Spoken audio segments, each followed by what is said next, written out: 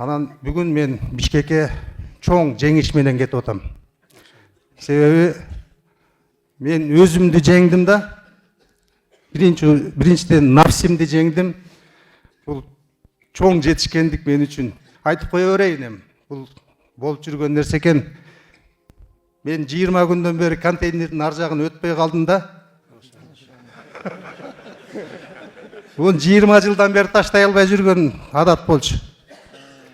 Анан экинчиден бир канча 5-6 жылдан бери намаз окусам, кунут дуасы жок окуп жүргөн элем ушул жерден келип туруп жаттадым ошонучу. Аллах таалам ушунчалык хидаят берди. Анан үчүнчү бир чоң бир өзгөрүү менде. Мен 5 жылдан бери сахарный диабетикмин өзүм.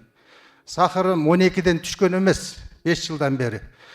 Мына 20 күндөн бери 6 дегенден көтөрүлө элек. Аллах таалам ушундай жардам берип атат. Эми биринчиден сиздер себеп болдуңуздар буга. Бул чоң жетишкендик мен үчүн.